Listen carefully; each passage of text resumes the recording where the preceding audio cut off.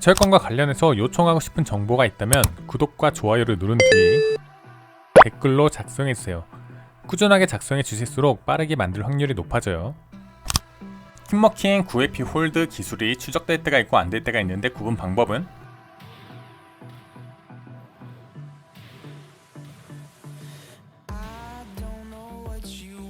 이건 저도 정확히 잘 모르겠어요. 근데 그냥 제 뇌피셜인데 한번 들어보세요. 일단 일반적으로 픽업 판정이 있을 때, 즉 가드하거나 때릴 수 있을 땐 이 기술이 알아서 상대 쪽으로 따라가거든요. 근데 낙법 타이밍 했으면 그냥 뒤로 쭉 넘어가요. 기술 판정에서 보면 무적이라고 적혀있는 타이밍이 있는데 이땐 픽업 판정이 없거든요.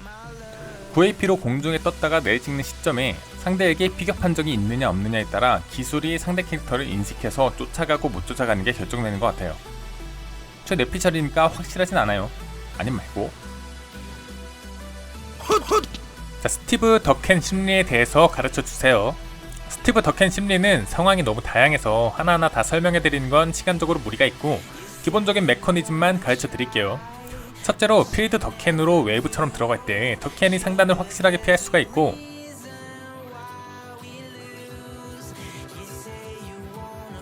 앉은 자세에서 나가는 픽커브 하단이 양형을 잡고 이득으로 픽커브 이행이 되는 점 때문에 연계와 유연성이 좋아요.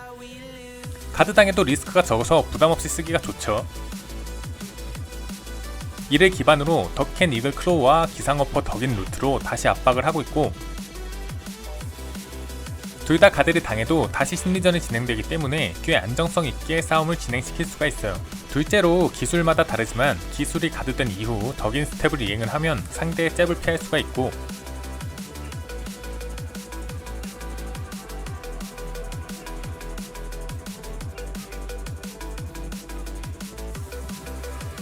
상대가 이런 견제를 안 당하기 위해서 중단기나 짠손 짠발 등을 사용하면 스티브가 위빙이나 플리커 잽으로 카운터내는 심리 회전이 지속적으로 돌아가요.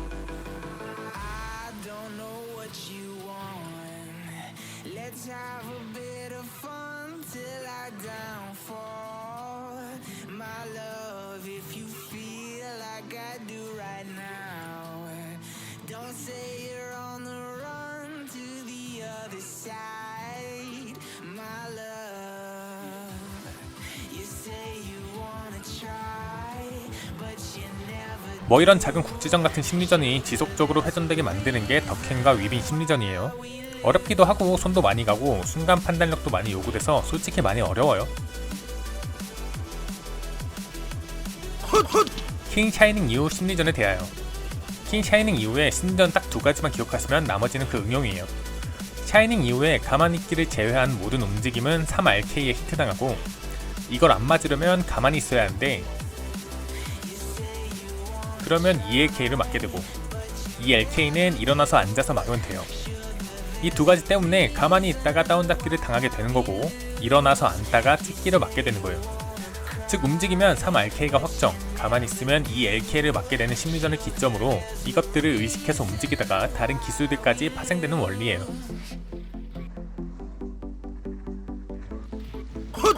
웨켄 사용하는 방법.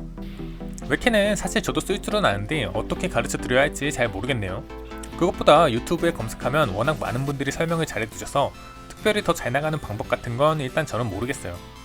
다만 확실한 건 웨켄이 발생하는 타이밍은 정해져 있고 그 타이밍을 익히는 연습 외에는 답이 없어요.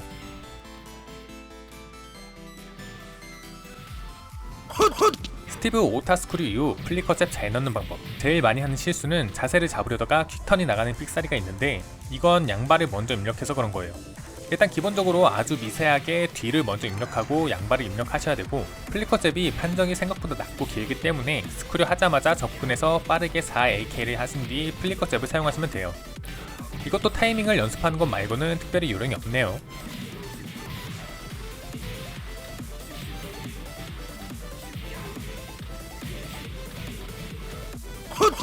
카즈야 무적초에 대하여. 카즈야 무적 스텝은 6N을 입력하면 횡이동을 하듯이 어떤 모션이 나가는데, 이때 3RP를 입력하면 무적초라는 것이 나가요. 일반적으로 초풍의 최속 발동은 14프레임인데 무적 스텝 때문에 커맨드 아래가 생략되면서 발동이 1프레임 빨라짐으로 13프레임이 된다는 게 정설이에요. 다만 초풍은 사실 14프레임으로 쓰는 것도 어려운데 13프레임으로 쓰는 건 훨씬 어려워서 딜캐로 사용하기에 난이도가 엄청나게 어려워요. 이론상으론 13프레임 소풍으로 딜캐를 해낸다면 말도 안 되는 사기겠지만 현실적으로 불가능하고 기원초를 실전에서도 비정상적으로 잘 쓰는 분들은 꽤 있긴 있어요. 당연히 저는 못하고요. 킹 아밥 왼손 콤보 넣는 법. 킹 커키 콤보 이거 말씀하신 거 맞나요? 66 왼손이 보기보다 공격 판정이 낮아서 그냥 타이밍 맞게 딱 쓰면 맞는 것 같던데요. 원투가 끝나자마자 66 플러스 LP 마지막 앞과 왼손을 동시에 누른다는 생각으로 한번 써보세요. 거리는 신경 쓰지 마시고요. 기가스 하울링 심리전에 대해서. 기가스 하울링은 일단 판정은 파워크래쉬인데 놈진 패링처럼 쓰는 기술이에요. 놈진 패링의 경우 상대가 내민 기술 후딜에 따라서 때릴 수 있는 기술이 달라지는데 하울링도 상대가 내민 기술의 후딜에 따라서 확정타가 달라지고 더불어서 하울링 중 언제 기술을 무시했느냐에 따라 같은 기술을 하울링 성공해도 확정타가 그때그때 달라져요. 횡치면서 기술이 잘 안 나가는 이유. 횡치면서 기술이 안 나간다는 뜻이 횡에서 발동하는 기술을 의미하시는 거라면 시스템이 횡이동을 인식하기도 전에 버튼을 입력하셔서 그래요. 즉 너무 빨리 입력하신 게 문제라는 거예요.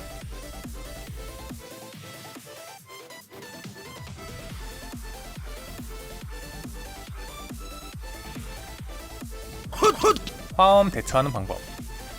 기본적으로 화엄은 백대시로 어느정도 파괴가 되고 납법 캐치 당할 때 맞는 건 파괴법이 없어요. 그냥 가만히 누워있어야 돼요. 상대방이 달려와서 생으로 화엄을 써도 안따가 맞게 되는 경우가 많은데 화엄 생으로 쓰면 백대시 하는 것보다 그냥 제자리 점프하는 것도 나쁜 선택은 아니에요. 백대시가 서툰 천린이 분들은 그냥 제자리 점프하시는 게 더 마음이 편하실 거예요. 화엄이 겹치고 후딜이 커서 점프한 뒤에 착지하면 캐릭터가 앉은 상태인데 이때 기상어퍼 쓰시면 딜캐로 뜨니까 다소 백대시가 익숙하지 않으신 저단분들은 차라리 제자리 점프가 더 나을 수도 있을 것 같아요. 마이너스 9프레임에서 잽을 맞는 이유는 이게 좀 여러가지 설이 있는데 일단 잘렉이 좀 있으면 가드가 안된다는 말은 철권7 초창기부터 좀 있었고 44 가드가 거의 모든 순간에 95% 확률로 안전한데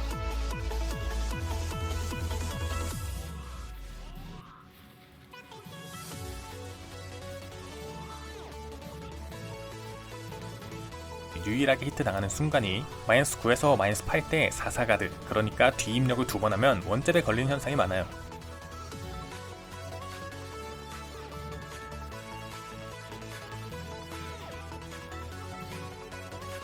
특히 풍신유들 티 안나는 패턴으로 기상킥 1타만 쓰고 성광열권 보고 쓰기, 이거 진짜 많이 쓰거든요.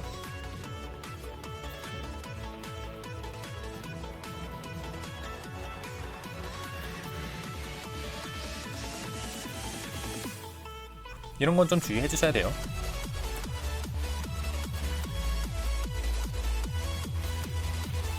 오늘은 여기까지. 끝.